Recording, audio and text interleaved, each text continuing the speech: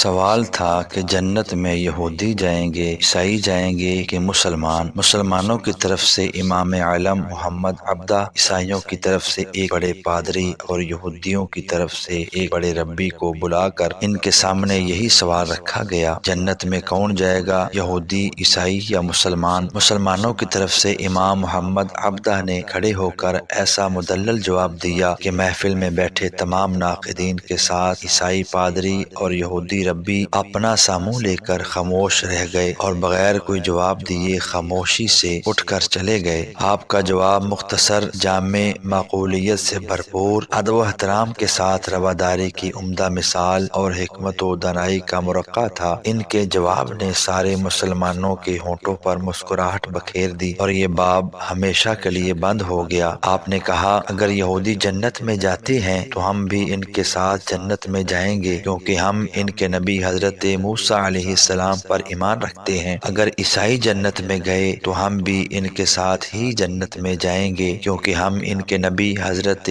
عیسیٰ علیہ السلام پر بھی ایمان رکھتے ہیں۔ لیکن اگر مسلمان جنت میں گئے تو ہم صرف اللہ جل جلالہ کی رحمت کے ساتھ اکیلے ہی جنت میں جائیں گے، ہمارے ساتھ کوئی یہودی اور عیسائی نہیں جائے گا، کیونکہ انہوں نے ہمارے نبی حضرت محمد صلی اللہ علیہ وآلہ وسلم کو نہیں مانا اور نہ ہی ان پر ایمان لائے ہیں۔ یہ دیکھ کر سارے مجمع میں خوشی کی لہر دوڑ گئی۔ پتہ چلا کہ جنت میں کون جائے گا۔ ویڈیو کو لائک، شیئر اور چینل کو سبسکرائب ضرور کیجیے گا۔ اللہ حافظ۔